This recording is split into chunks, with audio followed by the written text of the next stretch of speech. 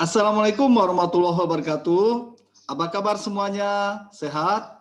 Alhamdulillah, senang mendengarnya. Saudara, selamat berjumpa kembali bersama saya, Dr. Dalman MPD, dalam mata kuliah Kewirausahaan. Anda sudah siap untuk mengikuti perkuliahan pada kesempatan ini? Siap? Baik. Saudara, pada kesempatan ini pokok bahasan kita tentang kewirausahaan adalah manajemen keuangan. Nah, tentu saja Anda sudah memahami ya berbagai trik ataupun strategi menjadi orang yang sukses berwirausaha. Anda sudah menjadi seorang wirausahawan, Anda sudah berpikir perubahan, Anda pun sudah berpikir kreatif ya. Anda sudah berorientasi pada tindakan, Anda sudah berani mengambil resiko, dan Anda juga sudah memahami tentang etika berbisnis, Anda pun sudah menguasai faktor X Anda begitu ya. Anda pun sudah bisa menyampaikan bagaimana memasarkan produk sehingga orang lain mau memiliki produk Anda ya, dan mau bermitra bersama Anda, bagaimana cara Anda memulai sebuah usaha baru. Nah, itu sudah Anda pahami. Nah, saat ini Anda pun harus memahami tentang manajemen keuangan, karena ini apabila Anda memahami dan menguasai manajemen keuangan ini, insya Allah Anda tidak bangkrut ya, dan usaha Anda akan semakin maju. Oleh sebab itu, saudara, setelah mengikuti perkuliahan pada kesempatan ini, saya berharap Anda mampu untuk memahami tentang manajemen keuangan dan dapat mengaplikasikannya di dalam kegiatan usaha Anda ya, sehingga Anda betul-betul bisa eksis, bisa ya survive dan tidak bangkrut. Saudara, tentu saja kalau kita besar pasak daripada tiang, kita tidak mampu mengatur keuangan kita, lama-kelamaan usaha kita akan gulung tikar. Auzubillah min dzalik, jangan sampai terjadi ya. Jadi Anda harus betul-betul mampu mempertahankan ya usaha Anda yang sudah Anda rintis, yang sudah Anda perjuangkan gitu ya. Karena impian Anda sebetulnya menanti Anda harus mampu untuk menguasai manajemen keuangan ini dengan baik ya. Saudara, saya akan men-share screen untuk pokok bahasan kita pada kesempatan ini, yaitu tentang manajemen keuangan. Saudara, tentu saja seperti yang saya sampaikan, manajemen keuangan ini harus dikuasai oleh seorang pengusaha. Ya, bisa juga itu dikuasai oleh para manajer dan juga para bidang yang membidangi keuangan ya. Jadi apabila Anda memiliki karyawan Anda yang mengelola keuangan, ini harus betul-betul mampu untuk menguasai manajemen keuangan ini. Jadi bagaimana cara mereka mengatur keuangannya. Jadi kalau Anda belum memiliki usaha besar, Anda sendiri yang mengatur keuangannya sehingga ya usaha Anda tetap eksis ya. Saudara, apa sebetulnya manajemen keuangan? Manajemen keuangan itu, saudara, merupakan bidang keuangan ya yang menerapkan prinsip-prinsip keuangan dalam suatu organisasi perusahaan misalnya ya. Tentu saja tujuannya untuk menciptakan dan mempertahankan nilai perusahaannya itu, nilai keuangan melalui pengambilan keputusan dan juga pengelolaan sumber daya yang tepat. Jadi kalau kita tidak mampu mengelola sumber daya yang tepat, tidak mampu mengelola keuangannya, ya tadi itu seperti yang saya katakan, lambat laun ya kita membutuhkan banyak dana, namun hasilnya tidak sesuai dengan apa yang kita harapkan, sehingga lama-kelamaan ya usaha kita akan mengalami gulung tikar atau bangkrut ya. Nah, oleh sebab itu dalam kesempatan ini saya ingin Anda betul-betul menguasai tentang manajemen keuangan ini. Saudara, manajemen keuangan itu sebetulnya merupakan manajemen fungsi keuangan yang terdiri atas keputusan investasi, ya, pendanaan, dan juga keputusan pengelolaan aset. Nah, dari keputusan-keputusan ini sebetulnya keuangan kita akan bisa aman. Karena ketika kita berinvestasi, misalnya apa yang kita buka, apa yang kita investkan untuk usaha kita, ini kita akan melihat keuangan kita, ya. Kita tidak bisa serta-merta misalnya keuangan itu asal keluar saja. Kemudian pendanaan juga demikian, ya. Ketika kita memberikan pendanaan dalam berbagai usaha kita ataupun dalam sebuah perusahaan misalnya, ya, atau kalau Anda belum memiliki usaha yang besar, misalnya itu usaha home industry Anda, ya tetap saja pendanaan ini harus Anda pikirkan dan harus Anda keluarkan dengan hati-hati dan harus Anda bukukan, ya, sehingga betul-betul jangan sampai besar pasak daripada tiang dan Anda bisa mengendalikan pendanaan Anda. Jangan sampai nanti pendanaan untuk usaha Anda tidak mencukupi. Lalu keputusan dalam pengolahan aset juga, ya. Nah, Anda juga memiliki berbagai aset, harus dengan baik mengelolanya. Nah, kemudian saudara, apa sebetulnya tujuan manajemen keuangan ini? Saudara, tujuan manajemen keuangan yang efisien itu sebetulnya membutuhkan keberadaan beberapa tujuan ataupun sasaran, ya.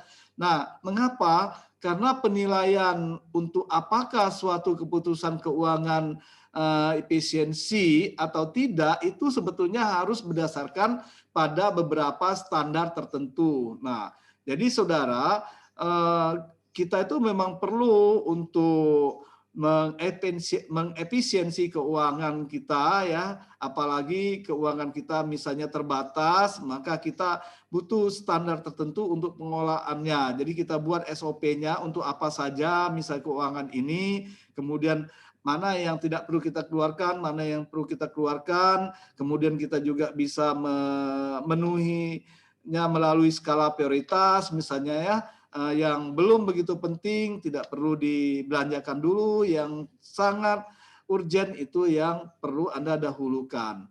Ya, baik saudara, selanjutnya bahwa tujuan manajemen keuangan itu sendiri adalah sebetulnya untuk memaksimalkan nilai perusahaan, ya, atau nilai usaha Anda, ya. Ini di sini Anda bisa memaksimumkan kemakmuran pemegang saham misalnya, ya, kalau Anda mengumpulkan, ya, masa untuk membeli saham Anda.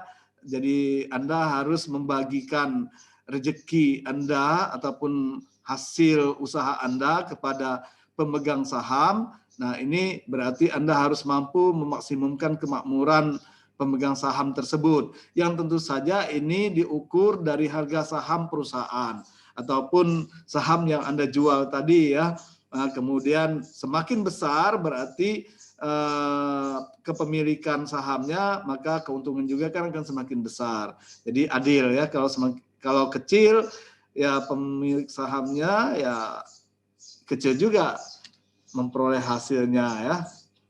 Nah, saudara, selanjutnya apa sebetulnya fungsi manajemen keuangan? Jadi kalau tadi tujuan manajemen keuangan, Anda juga harus menguasai tentang fungsi manajemen keuangan itu sendiri.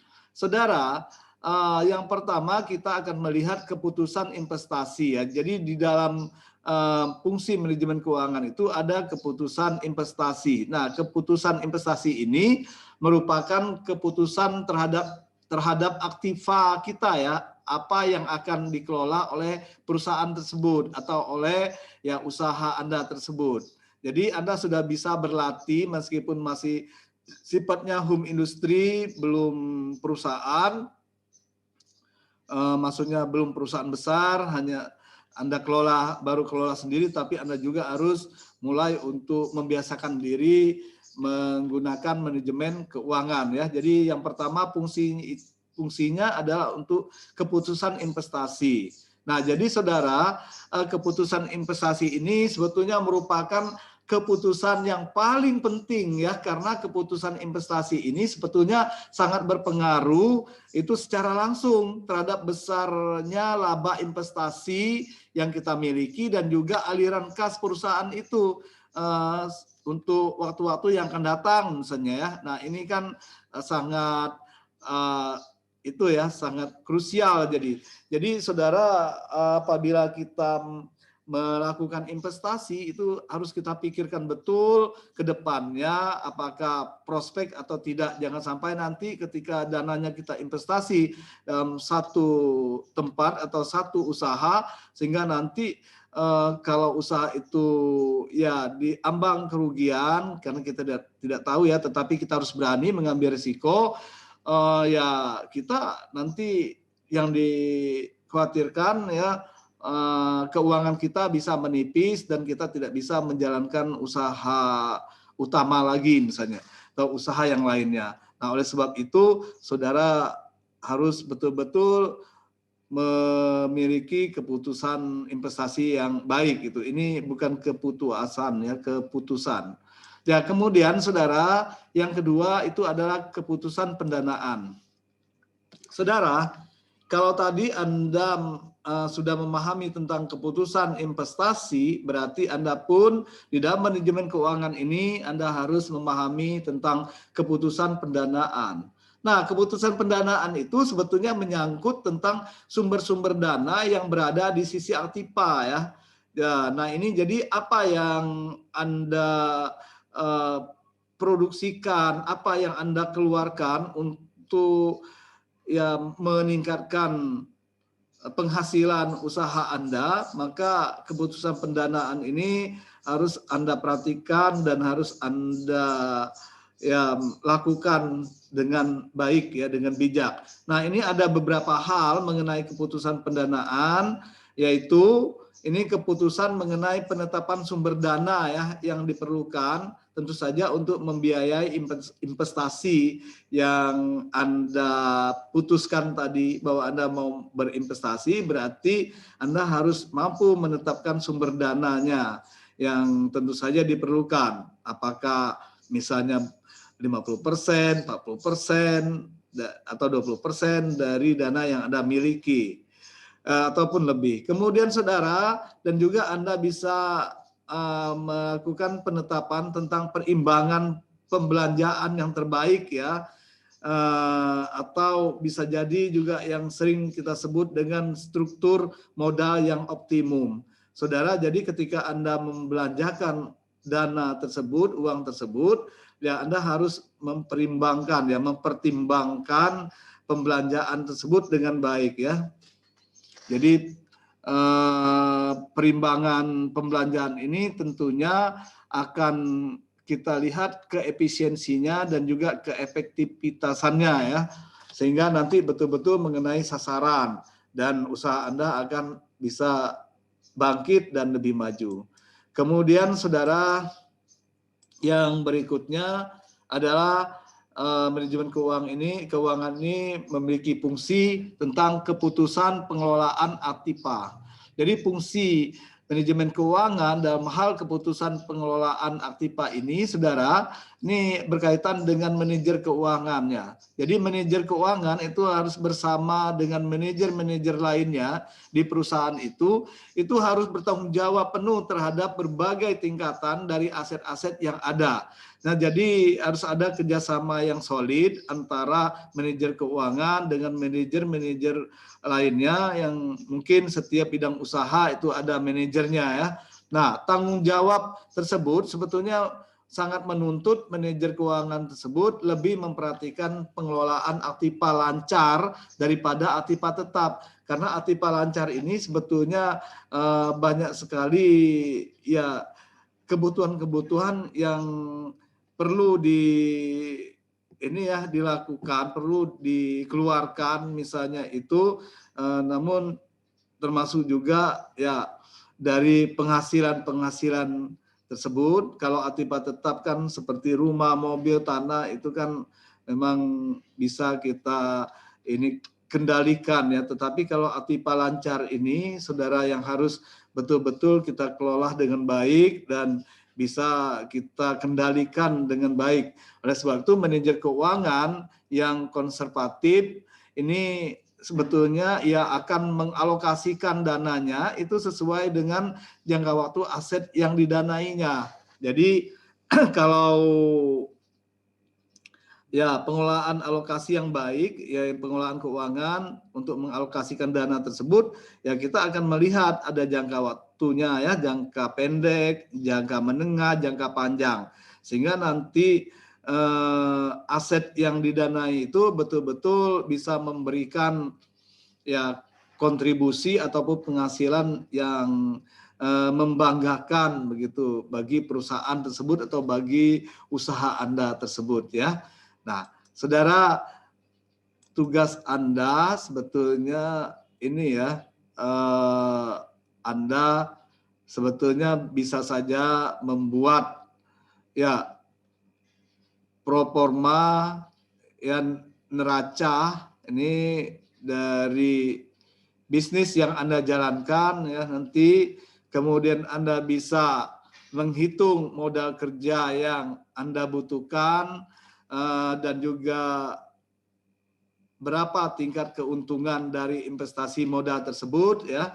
Kemudian Anda juga perlu membuat proforma laporan rugi labanya ya, berapa besarnya laba kotor, juga laba bersih yang berhasil Anda prediksikan, termasuk berapa besar margin keuntungannya ya, baik ini apa ROA maupun ROE-nya dari bisnis tersebut.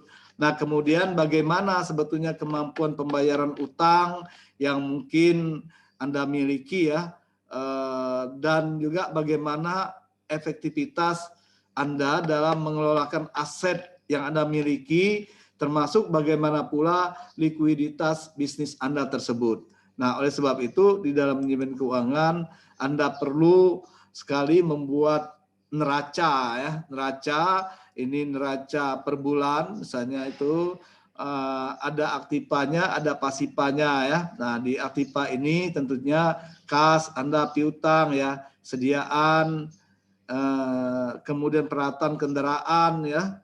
Ini kemudian berapa total aktifanya, kemudian aktiva pasif, ini pasipa, maksud saya pasipa, ini tentu saja utang dagang ya, utang lembaga keuangan, kemudian dari modal sendiri itu harus dihitung. Lalu berapa total pasifanya. Nah, seperti itu ya.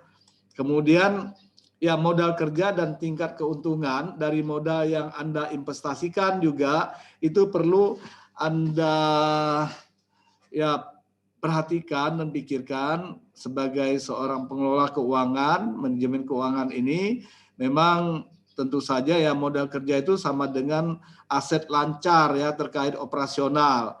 Nah, tentu juga itu dikurangi dengan kewajiban lancar terkait operasional kita, tapi ditambah dengan aset tetap ya. Ya. Nah, kemudian saudara, jadi pada dasarnya aset lancar terkait operasional ini ya merupakan kewajiban lancar terkait operasional dan juga aset tetap kita. Nah, kemudian modal kerjanya bagaimana, lalu tingkat keuntungan investasi itu, karena ini bisa berupa modal kerja atau NOPAT-nya ya. Kemudian termasuk ya saudara laba ruginya, laba rugi per bulan. Nah, misalnya itu penjualannya bagaimana, harga pokok produksi ya. Nah, itu harga pokok produksi berapa misalnya. Sediaan awal berapa, pembeliannya berapa, biaya tenaga kerja langsung berapa ya, sediaan akhir berapa, laba kotor ini gross profit ya. Lalu biaya penjualan dan administrasi, kemudian operating profit juga beban bunga, ini laba sebelum pajak berapa, pajaknya berapa, laba bersihnya berapa. Nah, ini laba rugi ya. Nah, kemudian saudara margin keuntungannya, ini ROA dan ROE-nya ya. Nah, saudara, margin itu sebetulnya itu laba bersih dari penjualan. Nah, ini ROA ini sebetulnya laba bersihnya ya, atau total aset. Kemudian sedangkan ROE ini adalah laba bersih dari total modal sendiri. Nah, itu juga harus dihitung, dilihat, ya, diperhatikan dan jangan sampai diabaikan. Nah, saudara, laba kotor, laba bersih, lalu kemampuan bayar utang, ini juga harus disampaikan ya. Nah, di dalam kemampuan bayar utang itu tentu saja laba operasi ataupun beban bunga. Ini juga tetap Anda perhitungkan. Lalu efektivitas pengolahan aset dan kondisi likuiditas keuangan Anda juga seperti perputaran sediaan, misalnya ini penjualan ataupun sediaan. Kemudian ada perputaran aset, ini termasuk penjualan ataupun total aset ya. Lalu saudara ada likuiditas, ini sebetulnya aset lancar kita ataupun kewajiban lancar ya. Itu. Nah, saudara, saya kira itu yang bisa saya sampaikan di dalam manage keuangan ya. Jadi Anda harus betul-betul melakukan ya pengontrolan ataupun melakukan pengelolaan keuangan itu dengan baik sehingga ya terjamin keamanan uang tersebut ya, dan uang yang dikeluarkan oleh usaha Anda itu tidak sia-sia begitu. Oleh sebab itu Anda membutuhkan orang yang betul-betul paham terhadap pengelolaan keuangan sehingga ya perusahaan itu memiliki manajemen keuangan yang betul-betul mumpuni begitu.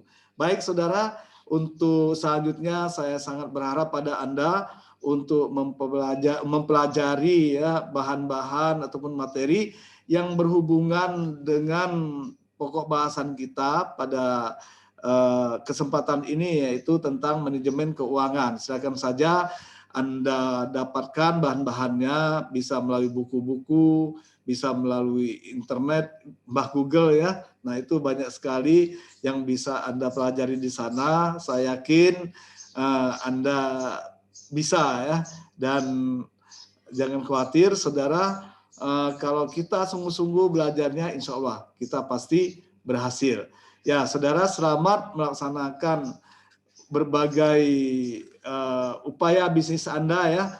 Namun perhatikan ya keuangan bisnis Anda tersebut, Anda harus menguasai manajemen keuangan, olahlah keuangan Anda dengan baik, secara efektif dan efisien ya, sehingga nanti Anda terhindar dari kebangkrutan. Dan dengan menggunakan manajemen keuangan yang baik, tentunya kita bisa meminimalisir ya kegagalan, kebangkrutan juga ya, ataupun gulung tikar usaha yang kita jalani tersebut. Semoga Anda tetap jaya, usahanya tetap langgeng dengan cara menguasai pengelolaan keuangan ataupun memiliki manajemen keuangan yang baik.